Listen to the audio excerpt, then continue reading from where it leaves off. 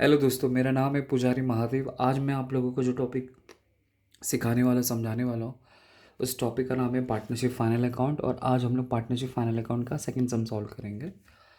और ये सम को सिखाने का मेरा पर्पस क्या है, ये देखो यहाँ पे एक एडवर्टीजमेंट करके और ब्रैकेट में यहाँ पे कुछ लिख के दिया है, फिर 10% गवर्नमेंट यहाँ पे डेट लिख के दिया है।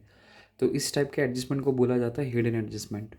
तो हिडन एडजस्टमेंट को कैसे सॉल्व किया जाता है आज हम लोग इस लेक्चर में सीखेंगे और समझेंगे। ठीक है, तो चलिए शुरू करते हैं। तो लिखा था Satish and Pradeep are partner in a partnership firm sharing profit and losses equally. Okay, तो सतीश और प्रदीप नाम के दो पार्टनर्स हैं एक पार्टनरशिप बिजनेस के अंदर, और उनका जो प्रॉफिट शेयरिंग रेशियो वो इक्वली मतलब 1:1 है। From the following trial balance and adjustment given below you are required to prepare trading and profit and loss account for the year ended 31 March. ये balance sheet बनाने के लिए बोला है। ठीक है, ट्रायल बैलेंस लिख के दिए, डेबिट बैलेंस उसका अमाउंट लिख के दिया, क्रेडिट बैलेंस उसका अमाउंट लिख के दिया है। तो आपको याद रखना है कि डेबिट में जो लिख के दिया रहेगा वो हमेशा पैसा डेबिट में ही जाएगा, और क्रेडिट में जो लिख के दिया रहेगा उसका वैल्यू हमेशा क्रेडिट में ही जाएगा। तो डिस्कस करते कौन सा आइटम कहाँ पे जाएगा। तो सबसे पहला लिखा है परचेसेस, तो परचेस किधर आता है, ट्रेडिंग में। नेक्स्ट लिखा है सन्डी डेटर असेट्स में। डिस्काउंट पीएनएल में। तो देखो मैंने डिस्काउंट में आपको बताया था CID। तो पहले C का मतलब होता है कमीशन, दूसरे I का मतलब होता है इंटरेस्ट, तीसरे D का मतलब होता है डिस्काउंट। तो कमीशन, इंटरेस्ट, डिस्काउंट अगर उनका वैल्यू डेबिट में लिख के दिया रहेगा तो पीएनएल के डेबिट में जाएगा। अगर उनका वैल्यू क्रेडिट में लिख के दिया रहेगा तो उनका वैल्यू क्रेडिट में जाएगा। मतलब ये तीनों वैल्यू पीएनएल में जाएगा। बस आपको ये बात ध्यान में रखना है कि उसका वैल्यू आपको कहाँ पे लिख के दिया है। डेबिट में होगा तो पीएनएल के डेबिट में जाएगा, क्रेडिट में लिख के दिया रहेगा तो पीएनएल के क्रेडिट में चला जाएगा।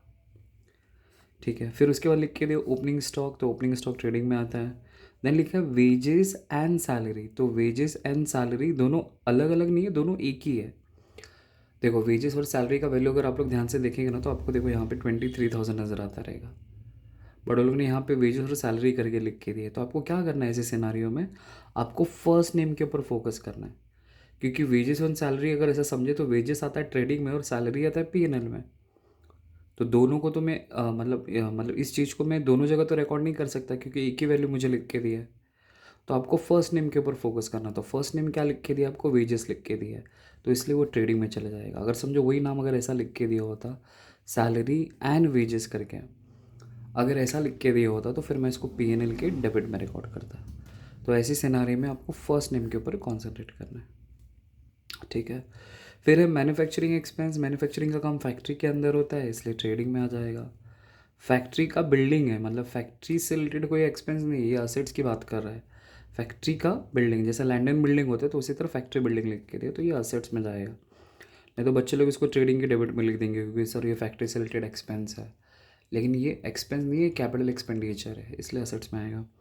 नेक्स्ट लिखा है plant and machinery assets, advertisement PNL. पर यहाँ पे क्या लिख के दिया है, for 2 years.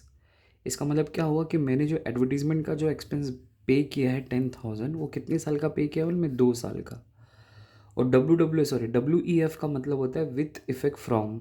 With effect from का मतलब होता है कि किस दिन इस खर्चे को मैंने पे किया, तो उसका डेट लिख के दिया 1 Jan 2013 को मैंने इस एक्सपेंस को बेयर किया था। ठीक है, ये क्या करना है बाद में देखेंगे। फिलहाल एडवर्टीजमेंट मतलब अगर ऐसा कुछ लिख के दिया तो आपको उसके ऊपर पहले ही डॉट मार लेना है। तो इस टाइप के एडजस्टमेंट को बोला जाता है हिडन एडजस्टमेंट वाला छुपा हुआ एडजस्टमेंट। नेक्स्ट लिखा है सैलरी एंड वेजेस। तो देखो यहाँ पे आपको फर्स्ट नेम के ऊपर फोकस करना है, और वैल्यू भी अगर आप लोग ध्यान से देखेंगे तो एक ही वैल्यू आपको नज़र आता रहेगा। तो सैलरी एंड वेजेस दोनों अलग अलग नहीं है, एक ही है। तो फर्स्ट नेम सैलरी लिखा है इसलिए पीएनएल में चले जाएगा। देन लिखा है 10% गवर्नमेंट बॉन्ड्स। तो 10% गवर्नमेंट बॉन्ड्स का मतलब होता है कि आपने गवर्नमेंट बॉन्ड में पैसा इन्वेस्ट किया है, और इन्वेस्टमेंट हमेशा कहाँ पे आता है, असेट्स में आता है।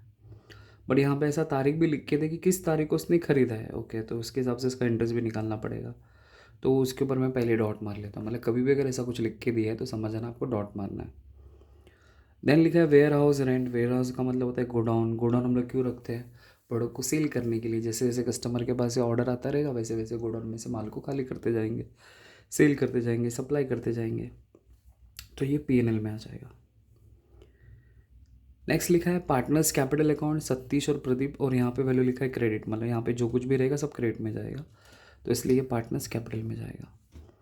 नेक्स्ट लिखा है सेल्स, तो सेल्स आएगा ट्रेडिंग में, सन्डी क्रेडिटर्स लाइबिलिटीज़ में, डिस्काउंट पीएनएल में, लेकिन उसका पैसा पीएनएल की कौन सी साइड में रिकॉर्ड करेंगे, क्रेडिट में, क्योंकि क्रेडिट बैलेंस में लिख के दिया है। ठीक है, अब हम लोग एडजस्टमेंट पढ़ते हैं।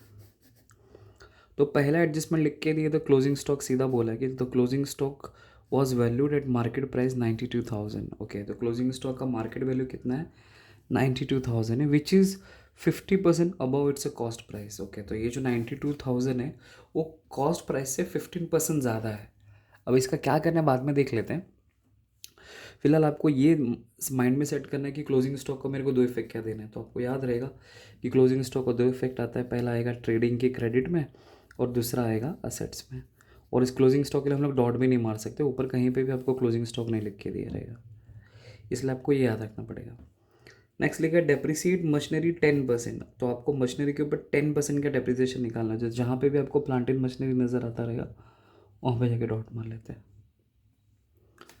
फिर लिखा है आउटस्टैंडिंग वेजेस 2,500। तो जहाँ पे भी आपको वेजेस नज़र आता रहेगा, तो देखो यहाँ पे वेजेस एंड सैलरी नज़र आता रहेगा, वहाँ पे जाके डॉट मार लेंगे। तो आपको पता रहेगा कि डॉट मारने का हमारा पर्पस क्या है, या तो उसमें कुछ माइनस होगा या तो कुछ प्लस होगा। नेक्स्ट लिखा है maintain RDD at 5% on sundry debtor. तो सन्ड्री डेटर के ऊपर 5% की RDD मेंटेन करनी है। तो सन्ड्री डेटर किधर है, सन्ड्री डेटर यहाँ पे, तो इस पर डॉट मार लेंगे। ठीक है, तो अभी मैं आपको अकाउंट ड्रॉ करके दिखा दो, फिर डायरेक्ट फिर सम के ऊपर लेके आता हूँ। तो इस तरह मैंने यहाँ पे अकाउंट ड्रॉ कर लिया है।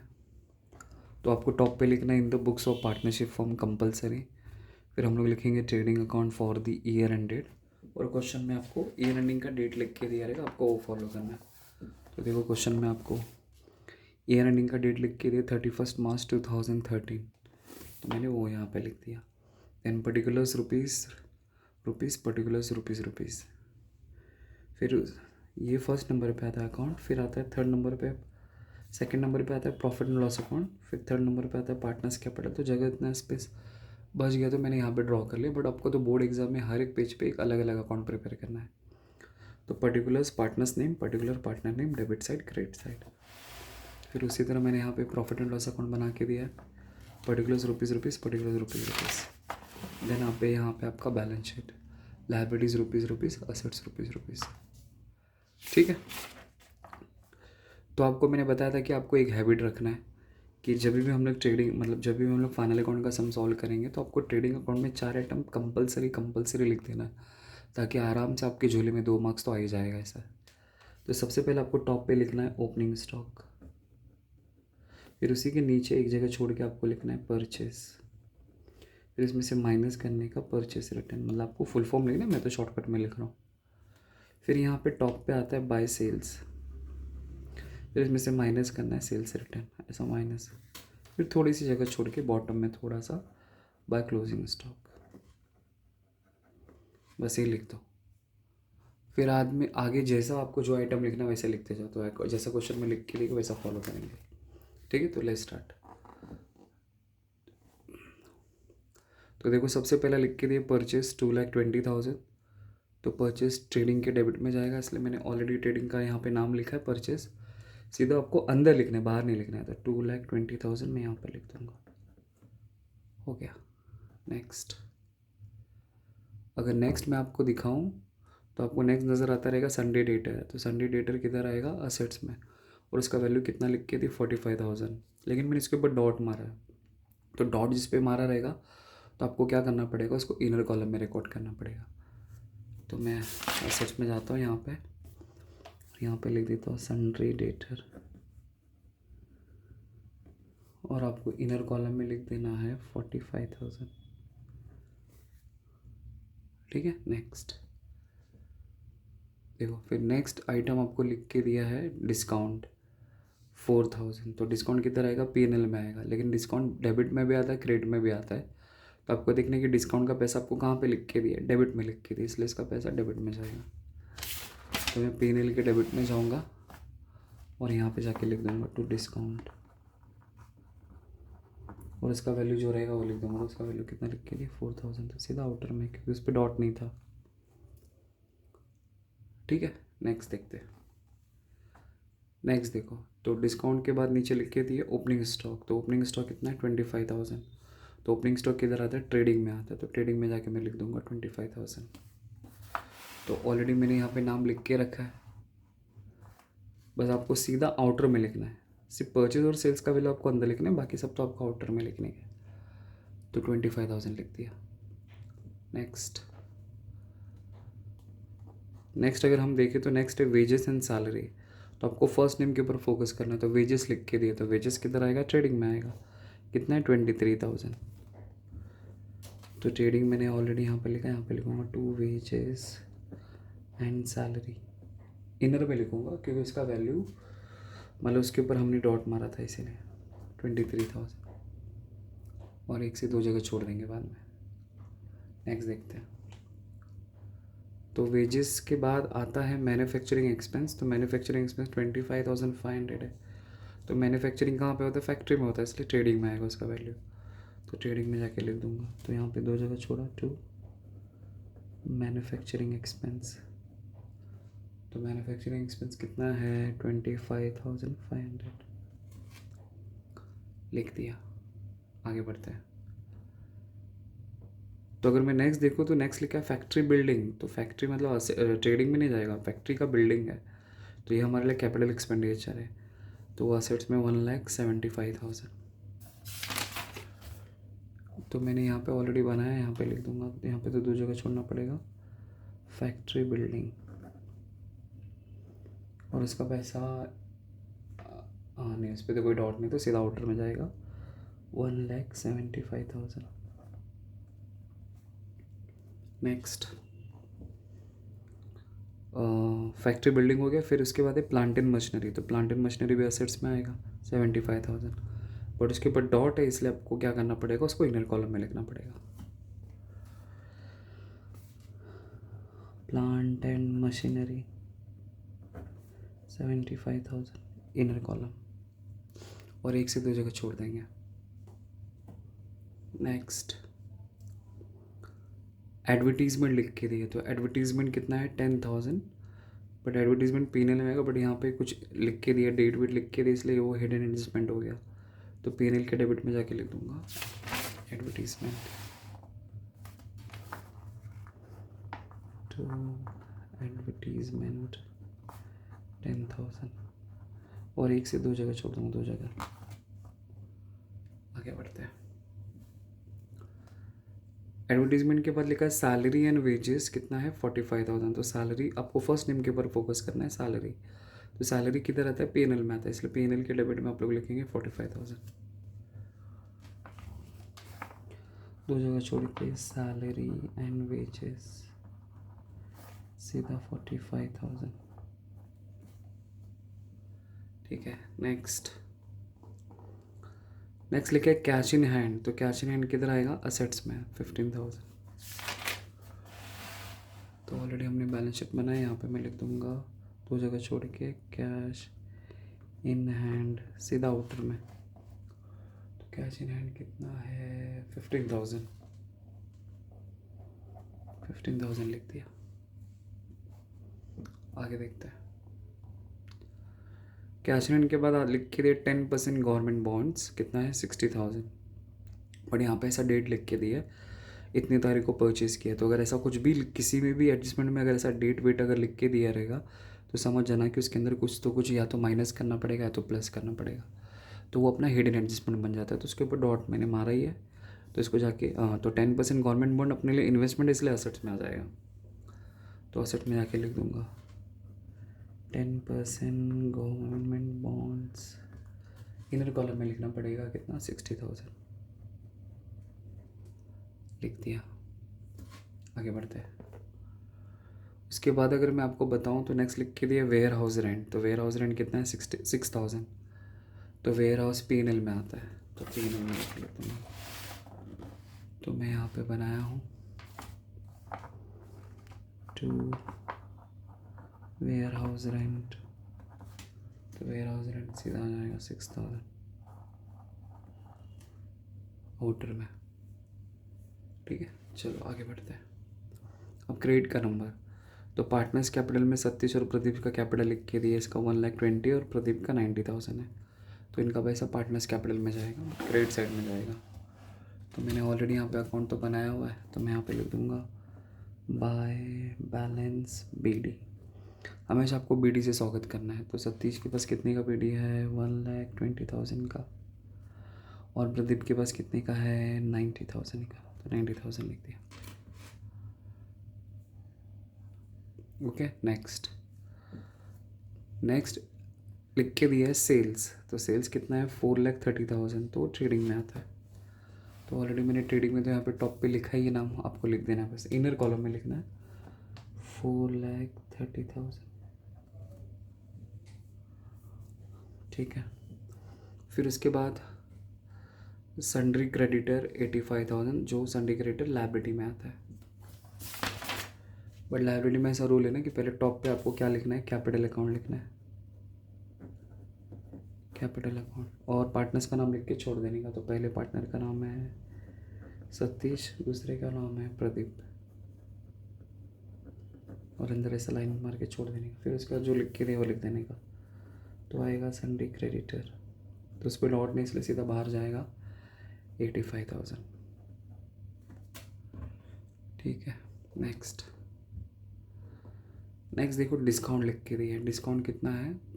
3,500, जो PNL में जाएगा। बट PNL की कौन सी साइड में जाएगा? उनमें क्रेडिट में जाएगा, क्योंकि क्रेडिट बैलेंस में लिख के दिया है। तो मैं यहाँ पे PNL में जाऊँगा और यहाँ पे लिखूँगा बाय डिस्काउंट, और इसका वैल्यू सीधा लिख दूँगा मैं 3,500। हो गया। तो इस तरह हमने क्या कर दिया? अपने ट्रायल बैलेंस को पोस्ट कर दिया। अब क्या करेंगे? एडजस्टमेंट सॉल्व करेंगे। तो देखो पहला एडजस्टमेंट जो लिख के देना अफलातून है। अफलातून मतलब थोड़ा सा दिमाग लगाना है तो आ जाएगा, ऐसा कुछ ज़्यादा डेंजर वाला नहीं है ऐसा। तो देखो क्या लिख के दिया। तो लिखा है the closing stock was valued at market price ₹92,000। तो हमारे क्लोजिंग स्टॉक का जो वैल्यू है ना वो 92,000 है। बट ये 92,000 कैसे आया उसके बारे में लिख के दिया, which is at 15% above its a cost price. तो कॉस्ट प्राइस का 15% उससे ज़्यादा है, और मेरा मार्केट प्राइस 92,000 आ जाता है। तो मुझे पहले पता लगाना पड़ेगा कि मेरा कॉस्ट प्राइस कितना है, तभी हम लोग को पता चलेगा फिर तभी। क्योंकि क्लोजिंग स्टॉक का रूल कैसा है कि अगर क्लोजिंग स्टॉक का 2 वैल्यू लिख के दिया रहता है तो which ever is less record करते हैं। तो पहले अपन को कॉस्ट प्राइस निकालना पड़ेगा, फिर दोनों को कंपैरिजन करेंगे, फिर देखेंगे दोनों में से सबसे जो कम वैल्यू रहेगा उसको रिकॉर्ड करेंगे। इसको वैल्यू कैसे निकालेंगे? देखो 15% अबॉइड से कॉस्ट प्राइस लिख के दिया है, तो कैसे करना है देखो वर्किंग नोट में। तो मैं यहाँ पे आपको करके दिखाता हूँ वर्किंग नोट। तो एकदम सिंपल है, अगर ऐसा लिख के दिया रहेगा तो क्या करने का मालूम है? फॉर्मूला दे रहा हो याद रखो, वैल्यू इंटू 100 अपॉन 100 करने का। ये फॉर्मूला याद रखो, वैल्यू जो भी आपको वैल्यू लिख के दिया रहेगा इंटू 100 अपॉन 100 लिखने का। तो क्वेश्चन में क्या लिख के दिया है कि 15% अबव द कॉस्ट प्राइस, मतलब मेरा जो कॉस्ट प्राइस है उससे 15% ज़्यादा है। अबव लिखा है ना, मतलब अबव का मतलब होता है ज़्यादा होता है। तो वही परसेंटेज क्या करने का? नीचे प्लस करने का, जो 100 है ना उसमें प्लस 15 कर देने का। अभी समझो इसका उल्टा लिख के दिया रहता है लेस देन 10%। मतलब अगर आपको लेस लिख के दिया है तो फिर आपको क्या करना पड़ेगा? इस 100 में से -10 करना पड़ेगा। तो अबव लिख के दिया रहेगा तो आपको प्लस करना है, अगर लेस लिख के दिया रहेगा तो आपको माइनस करना है। तो उसी तरह अंडर वैल्यू लिख के दिया रहेगा तो माइनस करना है, ओवर वैल्यू लिख के दिया रहेगा तो प्लस करना है। बस ऐसा वर्डिंग याद रखना बस। मतलब फॉर्मूला आपको क्या याद रखना? Value into 100 upon 100। अगर समझो कि ओ अंडर वैल्यू लिख के दिए तो माइनस, तो जो परसेंटेज रहेगा वो आपको यहाँ पे फॉलो करना है। अगर ओवर वैल्यू लिख के दिया रहेगा तो प्लस ऐड करने का, फिर जो परसेंटेज लिख के दिया रहेगा वो यहाँ पे लिख देने का। तो यहाँ पे क्या लिखा? 15% अबव द कॉस्ट प्राइस। अब यहाँ पे लिख के दिया था लेस देन 10% कॉस्ट प्राइस था, फिर उस केस में फिर आपको लेस करना पड़ता। और यहाँ पे अबव लिख के दिए तो इसलिए भी हम लोग क्या करेंगे? इसको सॉल्व करेंगे। तो वैल्यू का वैल्यू देखो, तो यहाँ पे अगर आप लोग ध्यान देंगे तो क्लोजिंग स्टॉक का वैल्यू यहाँ पे हमें कितना लिख के थे 92,000। तो वैल्यू की जगह पे मैं लिखूँगा 92,000 इंटू 100 अपॉन 100 प्लस 15% बोला है, तो इसलिए अबो बोला है, इसलिए 15% ऐड हो जाएगा। अब इन दोनों को मल्टीप्लाई करूँगा तो 92,000 में मैं 2 ज़ीरो ऐड कर दूँगा आखिर का, तो डिवाइडेड बाय 115। अब इसको डिवाइड कर देंगे, हमारा आंसर आ जाएगा। तभी हमारे पास तो टाइमिंग की शॉर्टेज है, तो मैं डायरेक्ट आपको करके दिखाता हूँ 115। तो आंसर आता है 80,000। सर आपने तो ये कैलसी पे कर लिया, लेकिन अगर हमें करना होगा तो हम लोग कैसे करेंगे? हाँ सही बात है, तो चलो मैं आपको करके दिखाता हूँ, जैसे बचपन में करते तो वैसे ही करेंगे। तो 115 और यहाँ पे ब्रैकेट में लिखा 92 लाख, ये मतलब ये जो था मैंने वही लिख दिया। अब देखो तो 115 की टेबल में 115 की टेबल में चेक करेंगे, यहाँ मतलब यहाँ पे 3 डिजिट है ना, तो 3 डिजिट के हिसाब से यहाँ पे थिंकिंग करेंगे, 3 या तो 4 जो भी रहेगा, 3 या तो 4। तो पहले 115 का टेबल में कितनी बार रीड करूँगा कि 920 आएगा? तो देखो क्या करने का, लास्ट नंबर के यहाँ पे 0 है ना, तो 5 का टेबल में ऐसा कितनी बार रीड करूँगा कि जहाँ पे लास्ट नंबर पे 0 आता है। जैसे फॉर एग्जांपल 5 1 ज़ा 5, 5 2 ज़ा 10, 5 3 ज़ा 15, 5 4 ज़ा 20, 5 5 ज़ा 25, 5 6 ज़ा 30, 5 7 ज़ा 35, 5 8 ज़ा 40, 45 एंड 50। तो इसका मतलब देखो 2 टाइम पढ़ूंगा तो एक लास्ट में 0 आता है, 4 टाइम पढ़ूंगा तो 0 आता है, 6 टाइम रीड करूंगा तो 0 आता है, 8 टाइम रीड करूंगा तो 0 आता है, 10 टाइम रीड करूंगा तो 0 आता है। तो आई थिंक मुझे ऐसा लग रहा है कि 115 मतलब 115 का आई थिंक, क्योंकि ये 920 ना काफ़ी बड़ा नंबर है, तो आई थिंक मुझे लगता है कि 8 टाइम रीड करना चाहिए। तो कैसे करने का, तो 115 को 8 से मल्टीप्लाई कर देने का, तो 8 5 ज़ा 40, 4 कैरी, 8 1 ज़ा 8 प्लस 4 12, 1 कैरी, 8 1 ज़ा 1 प्लस 1 9 आ जाएगा। देखो 920 आ गया। अगर समझिए ज़्यादा आता तो फिर मैं 6 टाइम रीड करता, वो भी ज़्यादा आता तो फिर 4 टाइम करता है। ऐसा तो थोड़ा नंबर देखने का थोड़ा सा, मतलब यहाँ पे आपको कॉमन सेंस यूज़ करना है कि 2 टाइम में तो नहीं आएगा, 3 टाइम में भी नहीं आएगा, तो थोड़ा आगे बढ़ के आपको सोचने का है। ठीक है, तो इसका मतलब मैं 8 टाइम रीड करूँगा तो 920 आएगा।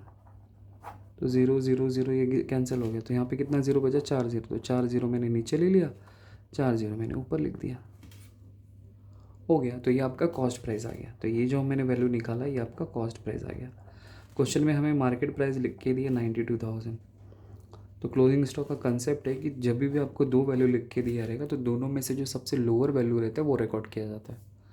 तो बोले कॉस्ट प्राइस लोअर है कि मार्केट प्राइस लोअर है? Of course cost price. तो 80,000 आपका फाइनल आंसर आ जाएगा, और यहाँ पे हम लोग रिकॉर्ड करेंगे विच एवर इज़ लेस। तो ये आपका क्लोजिंग स्टॉक का वैल्यू आ गया। बस अब क्लोजिंग स्टॉक का 2 इफेक्ट क्या देना है, तो आपको लिखना है पहला ट्रेडिंग की क्रेडिट में जाएगा और दूसरा बैलेंस शीट के एसेट्स में जाएगा। तो मैं क्या करूँगा, ट्रेडिंग अकाउंट तो मैंने ऑलरेडी बनाया है, नाम भी लिखा है, सीधा मेरे को वैल्यू लिखने का है 80,000 आउटर कॉलम में लिख दिया। अब इसका सेकंड इफेक्ट मैं कहाँ पे लिखूँगा, असेट्स में।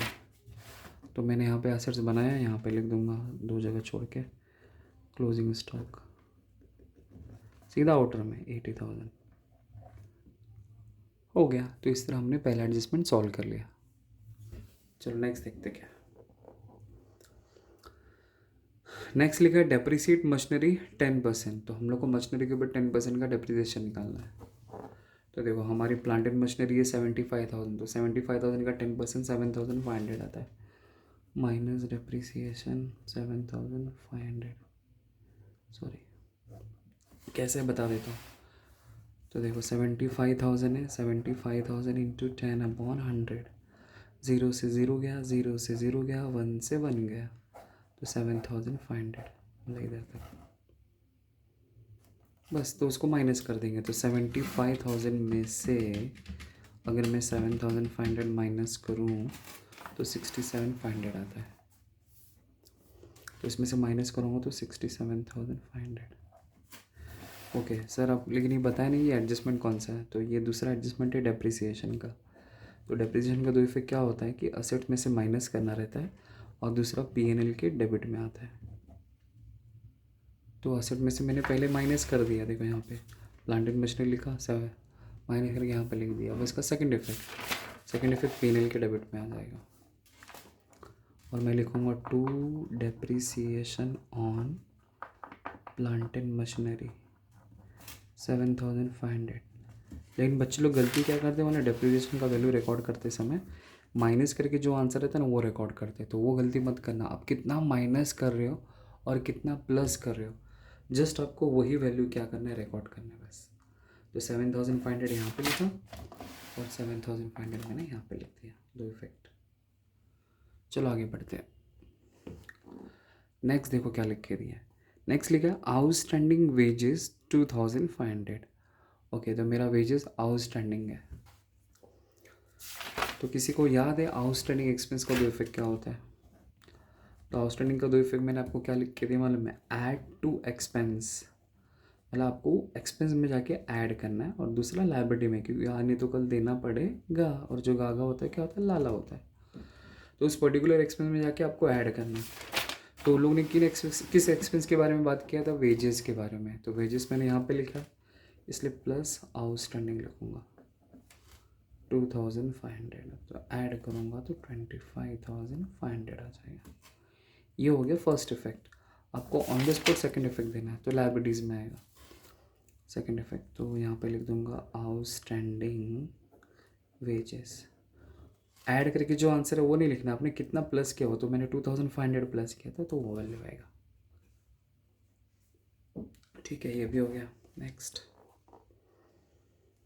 देखो क्या लिखा है, मेंटेन आर मेरी दीदी। आर मेरी दीदी का मतलब होता है रिजर्व फॉर डाउटफुल डेट्स। कितना? एट 5% ऑन संडे डेट है, तो संडे डेटर के बाद 5% निकालना है। तो देखो ये 45,000 है, तो 45,000 का 5%, तो 45,000 का 5/100। 0 से 0 गया, 0 से 0 गया, 5 0 ज़ा 0, 5 5 ज़ा 25, 2 कैरी, 5 4 ज़ा 20 प्लस 2, तो 2250 आता है आंसर। बस माइनस करो। तो मैंने तुम लोग को आर मेरी दीदी का दो इफेक्ट क्या लिख के दिया मालूम है कि डेटर में से माइनस करना रहता है और दूसरा पीएनएल के डेबिट में आता है। तो मैं क्या करूँगा, पहले डेटर में से माइनस करूँगा। तो मैंने डेटर का वैल्यू यहाँ पे लिख के दिया है, तो माइनस आर मेरी दीदी है 2250। अब अगर मैं इसमें से माइनस करूँ तो 41 42 नहीं, हाँ 42 650 नहीं 41, एक में माइनस कर लेते 45,000 माइनस 2250, 42,750 आएगा। अब इसका सेकंड इफेक्ट, तो सेकंड इफेक्ट पीएनएल के डेबिट में। तो पीएनएल का डेबिट में यहाँ पे लिख दूंगा 2R मेरी दीदी है 2250, जितना आपने लिखा था उतना ही, दो इफेक्ट। ठीक है, तो ये तो बेसिक था, ये तो हमने कर लिया। मेन हमारा ये सम सीखने का पर्पस क्या है? Hidden adjustment. तो देखो हिडन एडजस्टमेंट पहला एडवर्टीजमेंट लिख के दिया। तो एडवर्टीजमेंट के बारे में क्या लिखा है कि मैंने जो एडवर्टीजमेंट का एक्सपेंस है ना वो 2 साल का पे किया है, और 2 साल का मैंने कितना पे किया है? 10,000 रुपीज़ पे किया है। और फिर वो मैंने कब पे किया? 1 जनवरी 2013 को पे किया। ठीक है, तो देखो इस एडजस्टमेंट को सीखने के पहले आपको पहले एक माइंड सेट करना पड़ेगा कि जैसे कि यहाँ पे ट्रेडिंग अकाउंट में मैंने जो भी एक्सपेंस रिकॉर्ड किया, जो भी इनकम रिकॉर्ड किया है ना, वो 1 साल का खर्चा कितना है और 1 साल में इनकम आपने कितना जनरेट किया, सिर्फ वही आता है। मतलब ओनली 1 ईयर का इंफॉर्मेशन यहाँ पे रिकॉर्ड होता है। 1 साल में आपने जितना भी खर्चा किया रहेगा वही सब यहाँ पे आएगा। अगर एडिशनली आपने आने वाले साल का, उसके आने वाले साल का अगर कुछ पे करके अगर रखा है तो आपको इसमें से निकाल के फेंकना पड़ेगा, हटाना पड़ेगा। मतलब यहाँ पे जो कुछ भी खर्चे रिकॉर्ड होते हैं वो सिर्फ और सिर्फ 1 साल का रिकॉर्ड होता है। तो क्वेश्चन में सीधा सीधा बोला है कि हमने जो एडवर्टीजमेंट का जो एक्सपेंस है वो हमने 2 साल का पे किया है। तो हम लोग को तो 1 साल का पता लगाना है, क्योंकि मुझे मेरे बुक्स अकाउंट में जो रिकॉर्ड करना पड़ता है वो कितने साल का रिकॉर्ड करना पड़ता है? ओनली 1 ईयर का। तो मैं पहले क्या करता हूँ, 10,000 को पहले 2 से डिवाइड करके देखता हूँ तो कितना आता है, वो देखते हैं। तो 10,000 को अगर मैं 2 से डिवाइड करूँगा तो मेरा आंसर कितना आएगा 5,000। तो ये 5,000 मेरे 1 साल का आया, ठीक है। लेकिन इसमें भी कंडीशन क्या बोला मैंने कि ये जो 1 साल का ये तो पूरे साल का है, ये जो 5,000 है वो पूरे साल का है। लेकिन आपने जो एडवर्टाइजमेंट का खर्चा है ना वो कब पे किया मालूम है? 1 जनवरी 2013 को आपने पे किया है। देखो यहाँ पे डेट लिख के दिया 1 जनवरी 2013 को, और मेरा ईयर एंडिंग डेट क्या होता है 31 मार्च। तो उस डेट से लेके ईयर एंडिंग तक के डेट को काउंट करने का। तो इसका मतलब 1 जनवरी, फिर 1 फरवरी, फिर 31 मार्च मेरा क्लोजिंग रेट। तो इसका मतलब मैंने उस पर्टिकुलर ईयर में सिर्फ कितने महीने का एक्सपेंस पे किया मालूम है? 1, 2, 3। तो ये 5,000 में से मैं 3 महीने का एडवर्टीजमेंट का खर्चा निकालूंगा ओनली, क्योंकि मैंने सिर्फ जैन में पे किया है। तो जैन, फेब, मार्च, क्योंकि मार्च में मेरा साल ख़त्म हो जाता है, तो इसका मतलब मैंने सिर्फ 3 महीने का पे किया है। तो इसलिए 3/12। तो कुछ भी टाइम पीरियड होगा तो जो भी आपको ईयर लिख के दिया है उसको डिवाइड कर देना। फिर आपको विथ इफेक्ट फ्रॉम लिख के दिया रहेगा तो वहाँ से काउंटिंग करने का टिल ईयर एंडिंग तक। और जो भी टाइम पीरियड आएगा तो वो यहाँ पे लिखना। जैसे 6 मंथ्स आया था तो 6/12 आता, अगर 5 मंथ्स होता तो 5/12 आता, ऐसा। अब यहाँ पे फ़िलहाल तो 3 ही महीना आएगा। अब मैं क्या करूँगा 5,000 इंटू 3/12 करूँगा। तो इसका मतलब 1250 आएगा। मतलब ये साल का एडवर्टीजमेंट का खर्चा कितना मालूम है? सिर्फ और सिर्फ 1250 है। तो देखो 3 1 3, 3 4 12, 5,000 को 4 से डिवाइड करेंगे तो आपका 1250 आ जाएगा। अब मैं यहाँ पे करके नहीं दिखा रहा हूँ, नहीं तो बहुत वीडियो बड़ा हो जाएगा। तो 5,000 को 4 से डिवाइड किया 1250, तो 1250 मतलब आपका फाइनल आंसर आना चाहिए। देखो यहाँ पे एडवर्टीजमेंट टोटल है 10,000 पूरे 2 साल का, लेकिन ये साल का खर्चा कितना मालूम है? सिर्फ ओनली 1250, तो उसको बाहर लिखने का। तो मैंने एक्स्ट्रा कितना पे किया? तो 10,000 में से आपको 1250 निकाल के फेंकना पड़ेगा। तो इसका मतलब 8750 मुझे इसमें से माइनस करना पड़ेगा, तब जाके मेरा ये साल का एडवर्टीजमेंट का खर्चा आएगा।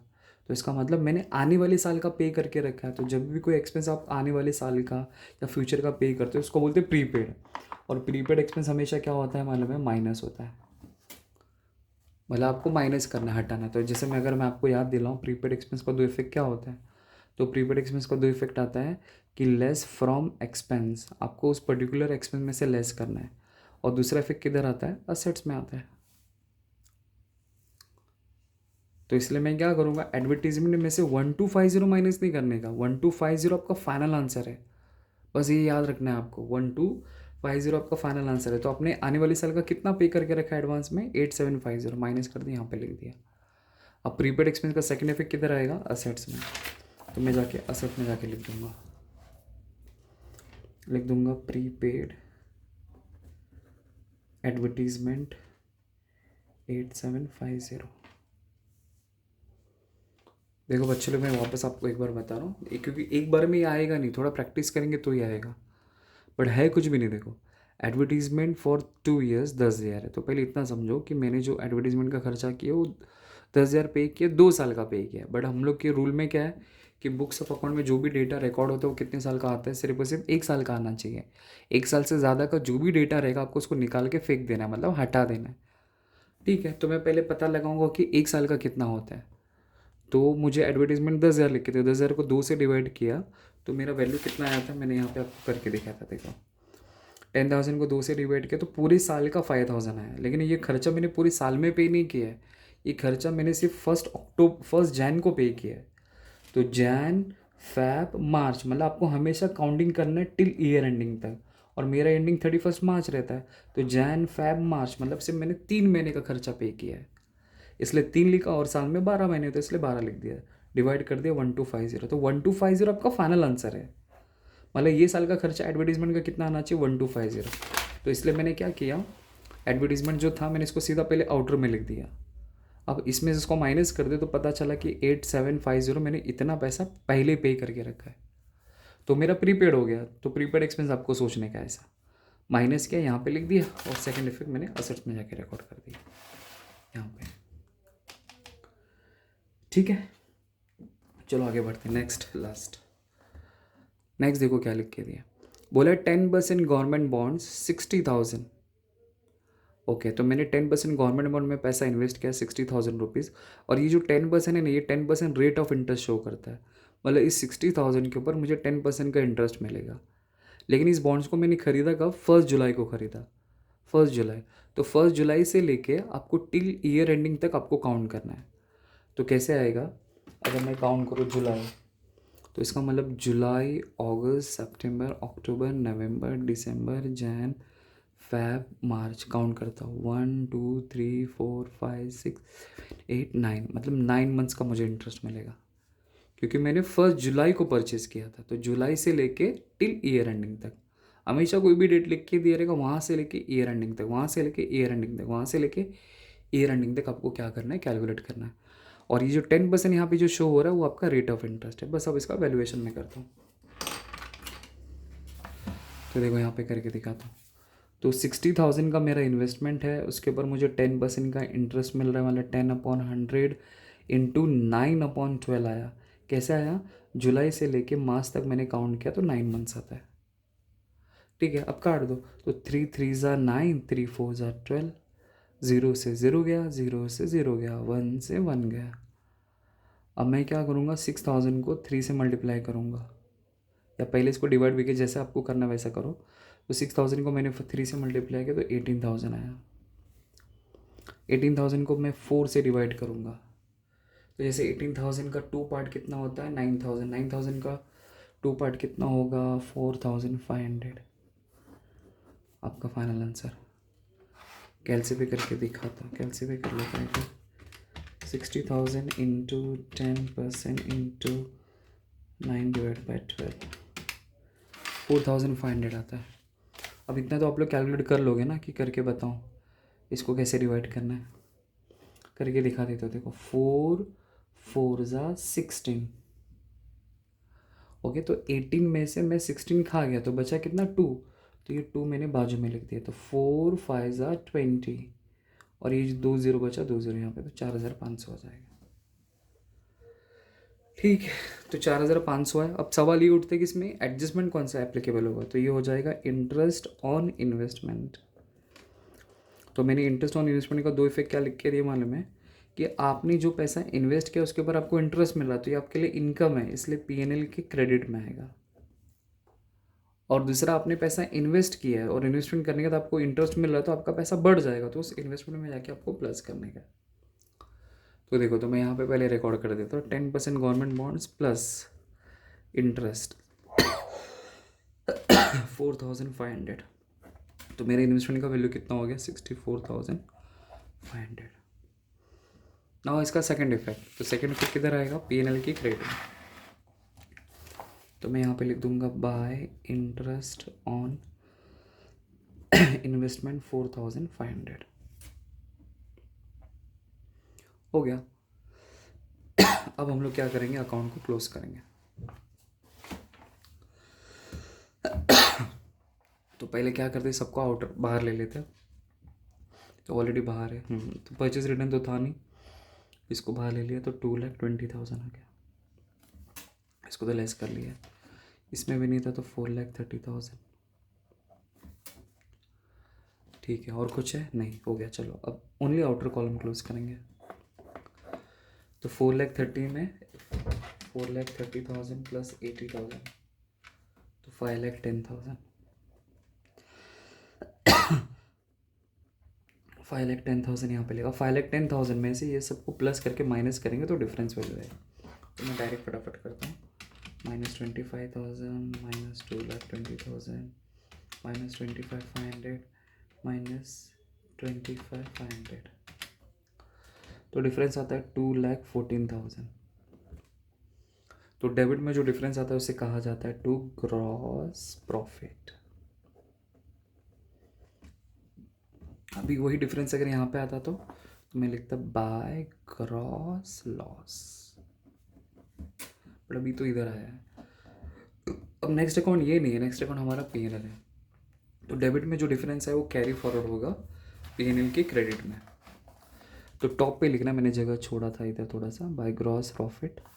सीधा मैं वैल्यू लिख दूंगा 2,14,000 आउटर कॉलम में, सॉरी मैंने इनर में लिख दिया। आउटर में समझो, ये आउटर कॉलम में हो गया, सबको आउट ले लिया, ठीक है। अब अकाउंट को क्लोज करते हैं।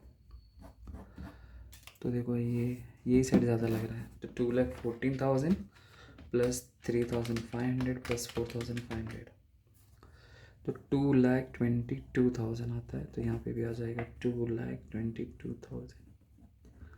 अब ये 2,22,000 में से ये सबको माइनस कर देंगे तो आपका फाइनल आंसर आ जाएगा -4,000, 1,250, -45,000, -6,000, -7,500, -2,250।